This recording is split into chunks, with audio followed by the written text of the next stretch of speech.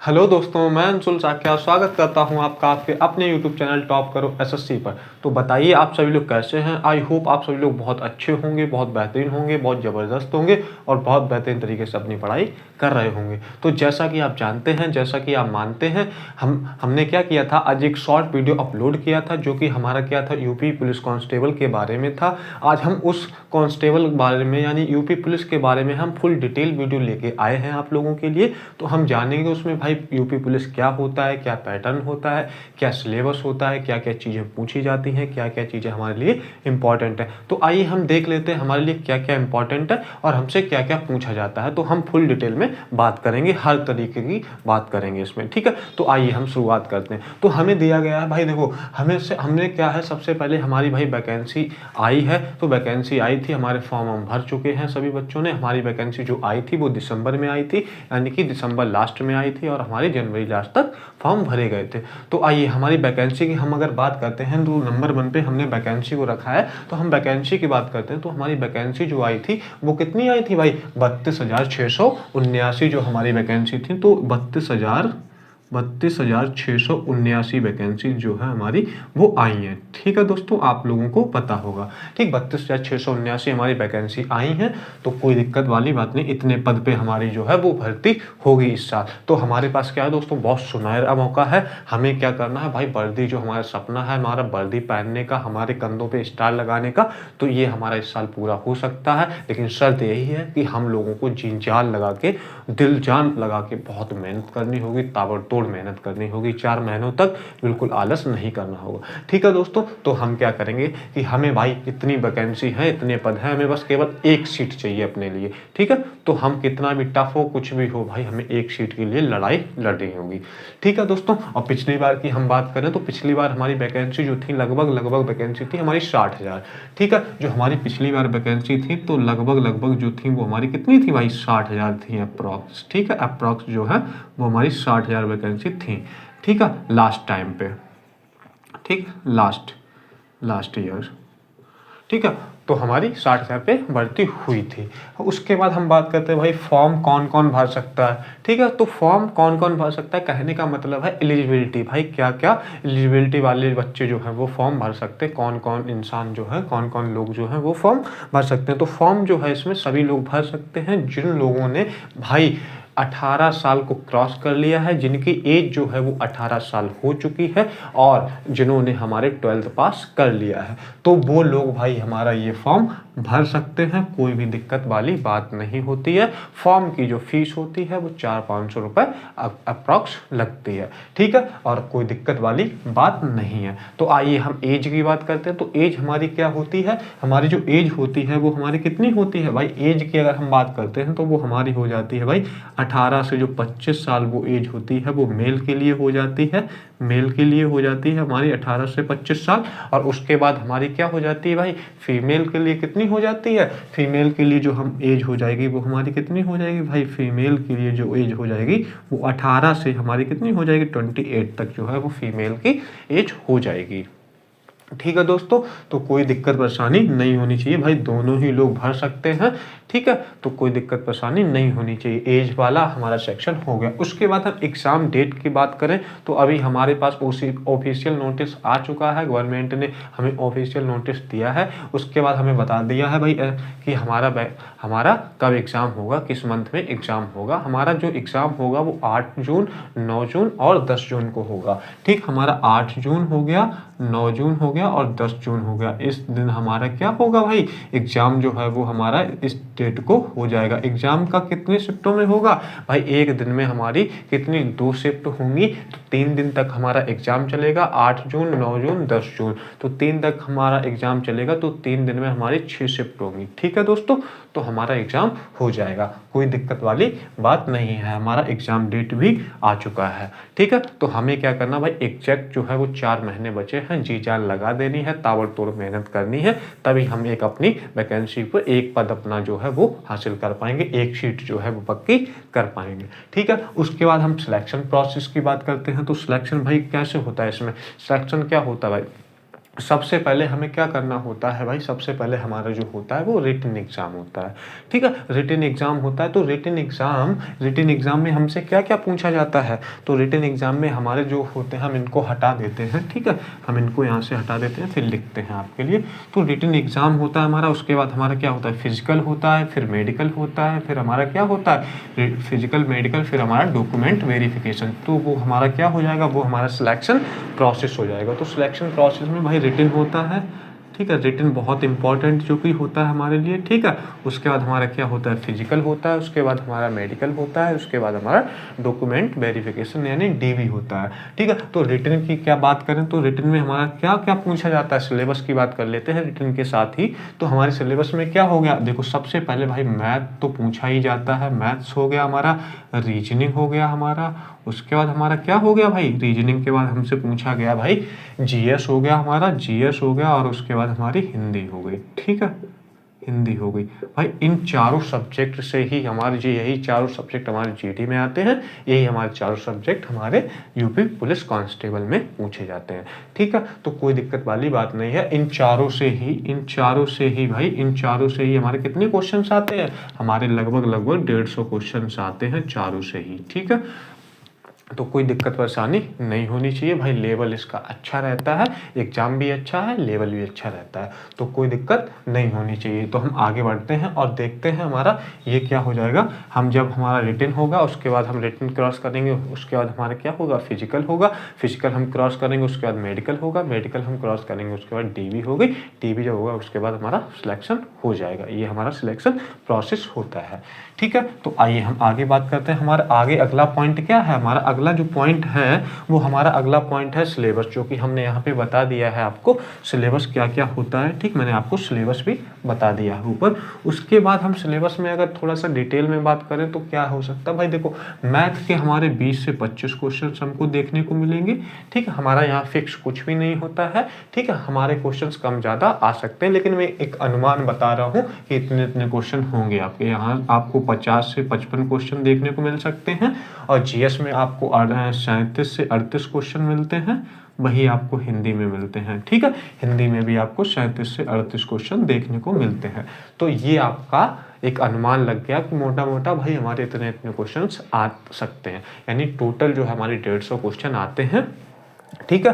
तो आइए हम पेपर, फिर अगला टर्म हमें दिया गया भाई पेपर कितने मार्क्स एंड क्वेश्चन का होता है, तो हम देख लेते हैं भाई। हमने बताया था कि पेपर का जो मार्क्स होता है वो कितना होता है भाई, हमारा 300 का, यानी कि जो हमारे क्वेश्चंस होते हैं वो 150 पूछे जाते हैं, मार्क्स कितने का हो जाएगा हमारा 300 का, यानी कि जो पेपर हो जाएगा वो हमारा 300 का हो जाएगा, 300 मार्क्स हो जाएंगे टोटल।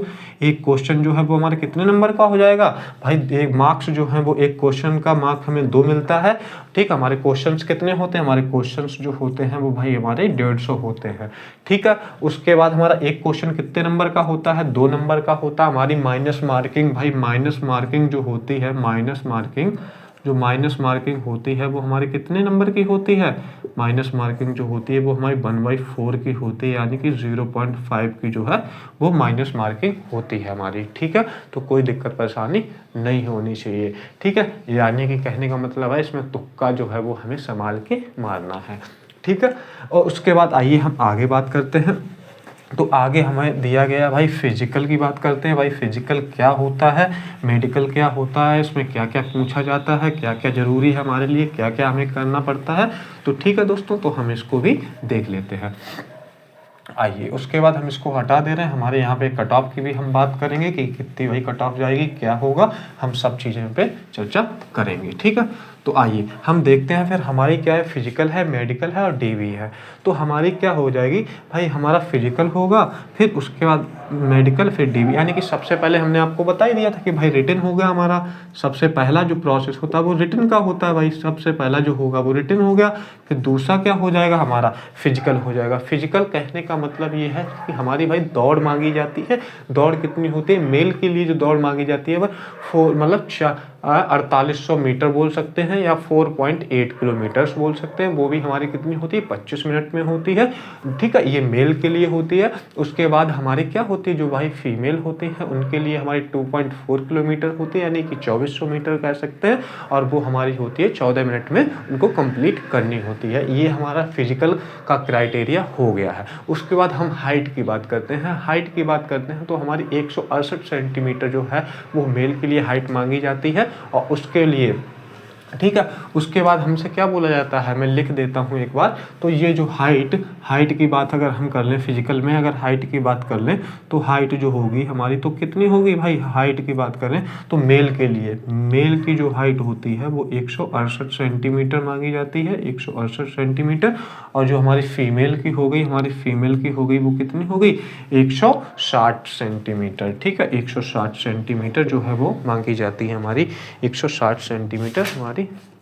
ठीक है, हाँ 160 फीमेल के लिए ये है 152 से 147 सेंटीमीटर है। ठीक है, तो यहाँ पे हम कर लेंगे 152 से। ये हमारी क्या होती है, मेल के लिए ही होती है, लेकिन SC ST में मांगी जाती है। मेल के लिए ही होती है, ये हमारी ST में मांगी जाती है।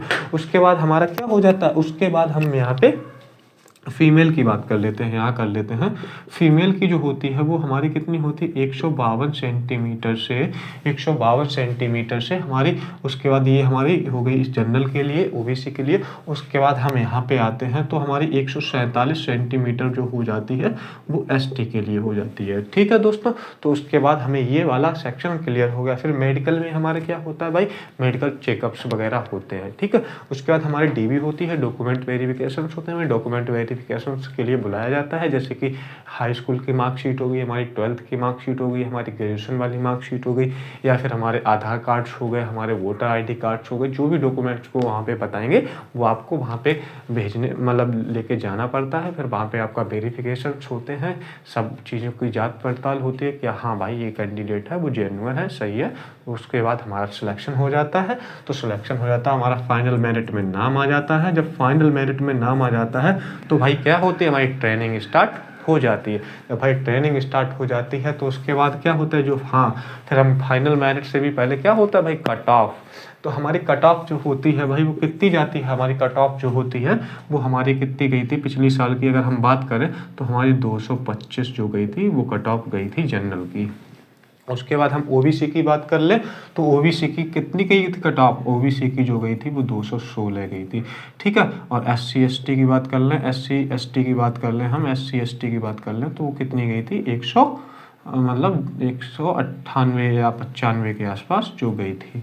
ठीक है, तो दोस्तों हमारी ये रहता है कट ऑफ में अंतर। ठीक है, तो आपको समझ में आ गया होगा, कोई दिक्कत परेशानी नहीं हुई होगी। अब भाई सैलरी की बात कर ले भाई, सबसे मेन मुद्दा तो हमारा यही है ना भाई, सैलरी की कितनी मिलेगी सैलरी हमको भाई, जब ज्वाइनिंग हो जाएगी तो हमारी सैलरी कितनी आएगी भाई।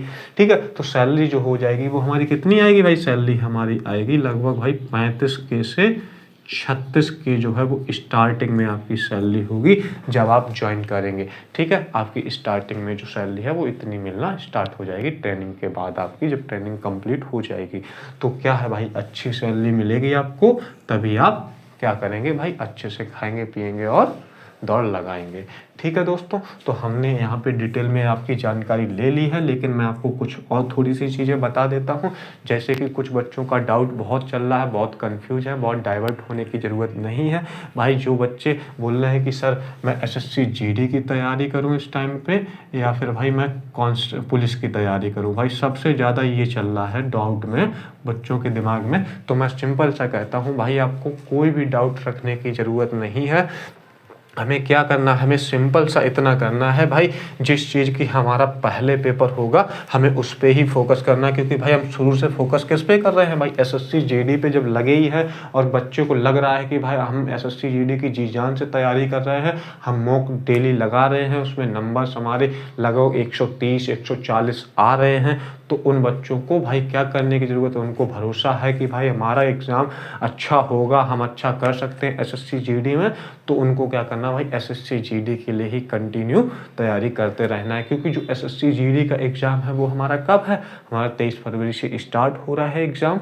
तो हमारा क्या कहने का मतलब हो गया भाई, हमारा जब पहले एग्ज़ाम यही है तो हम रिदम जो हमारा है उसको तोड़ेंगे बिल्कुल भी नहीं, हम लगातार उसमें लगे रहेंगे। हम 23 को एग्ज़ाम देंगे अच्छे से, जब हमें भरोसा ही है हमारे 130 140 मार्क्स बन ही रहे हैं, तो कट ऑफ भी जीडी की 160 में 140 145 150 के आसपास ही जाएगी भाई, इससे ज़्यादा नहीं जानी। अगर पिछली बात कर ले तो हमारी 121 गई थी अप्रॉक्स, उसके बाद फाइनल कट ऑफ जो गई थी वो ज़्यादा गई थी, ठीक है, तो 140 के आसपास पहुंच गई थी, ठीक है। तो कोई दिक्कत वाली बात नहीं है भाई, अपने ऊपर अगर भरोसा है, लगे हो, मेहनत है, कर रहे हो, प्रॉपर टेस्ट मॉक ऑफ दे रहे हो, अच्छे नंबर आ रहे हैं, तो भाई उसको ही कंटिन्यू रखना है, भटकना बिल्कुल नहीं।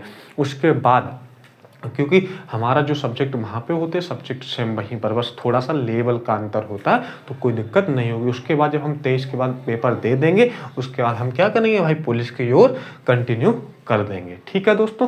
तो उससे क्या होगा, हमारा उधर भी खराब नहीं होगा कोई भी चीज़, हम पुलिस को भी कंटिन्यू अच्छे से कर पाएंगे, ठीक है। तो ये हमारा डाउट यहाँ पे क्लियर हो गया भाई, बिल्कुल क्लियर होना चाहिए हमारा, बिल्कुल अगर चीज़ें क्लियर होंगी तभी हम चीज़ों को अच्छे से कर पाएंगे, ठीक। कोई दिक्कत परेशानी नहीं होनी चाहिए मेरे हिसाब से आपको, ठीक। कोई भी डाउट होता है तो आप बिल्कुल पूछिएगा, मैं आपको बिल्कुल श्योर कर दूंगा, बिल्कुल चीज़ों को बिल्कुल आपको बता दूंगा, एक्सप्लेन कर दूंगा, जिससे आपको कोई दिक्कत परेशानी नहीं होनी चाहिए भाई। इस बार हमें हार नहीं माननी, इस बार हमें हर हाल में भाई एक ना एक जॉब चाहिए हमें। अगर वर्दी का हमने सपना देखा था बचपन में कि भाई हम देखते थे भाई बड़े लोगों को बुलेट से कोई आ रहे हैं दरोगा साहब और झांपे में जा रहे हैं, तो वही अगर झांपा चाहते हो आप, वही आप अपने कंधों पर डबल स्टार या ट्रिपल स्टार देखना चाहते हो, तो भाई दिन रात एक कर दो, पागलों की तरह पढ़ो।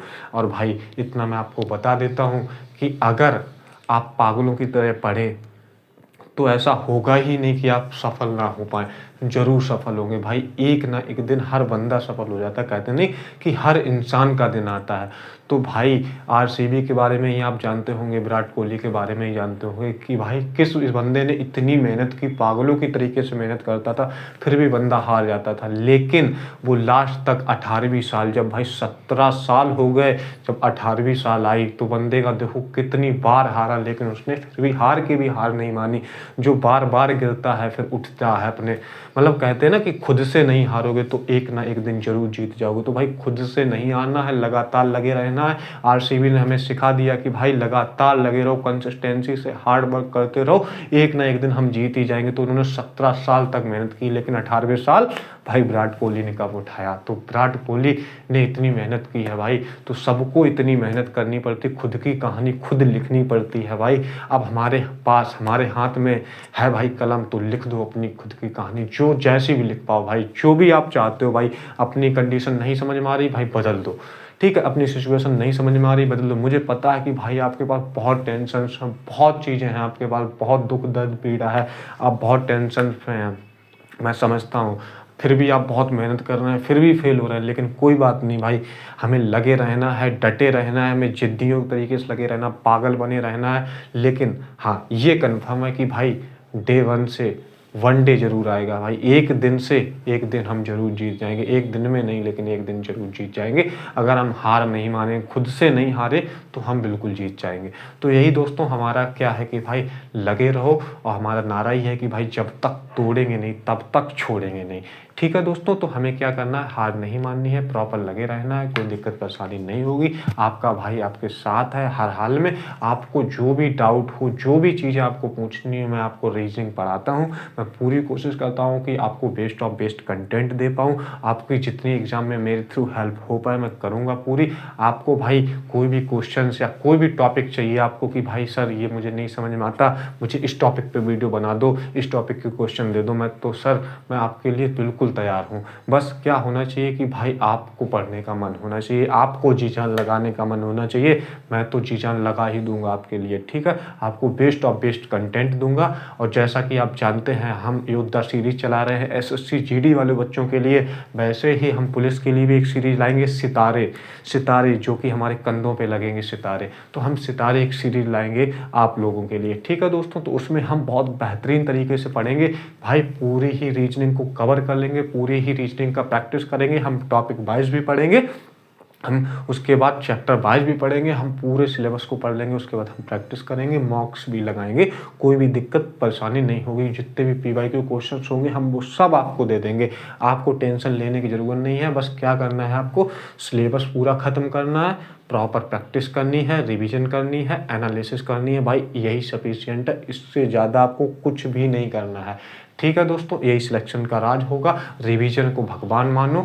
उसके बाद प्रैक्टिस को भी अपना भगवान मानो, रिवीजन करो, प्रैक्टिस करो, सिलेबस कंप्लीट कर लो, रिवीजन करो दबा के, प्रैक्टिस करो दबा के, एनालिसिस करो, भाई इतना कर लेना, एग्जाम आपका निकल जाएगा। और बच्चों उनके लिए तो बहुत ज़्यादा सुनहरा मौका है, जो क्या हुआ कि भाई फाइनल कट ऑफ से पिछली बार आउट हो गए थे, तो उन बच्चों के लिए भी मैं कहता हूँ भाई हार नहीं माननी है।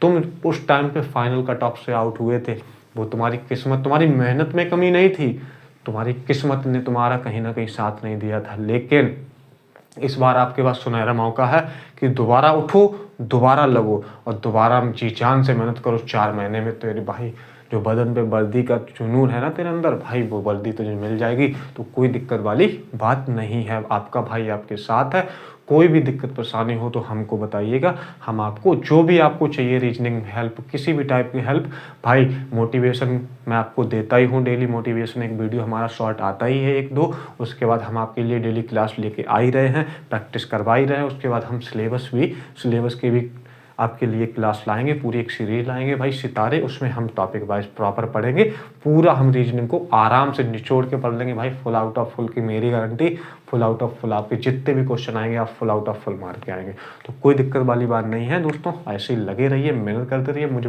पूरी उम्मीद है आप बहुत मेहनत कर रहे हैं, बहुत मेहनत कर रहे हैं अपने सपनों के लिए।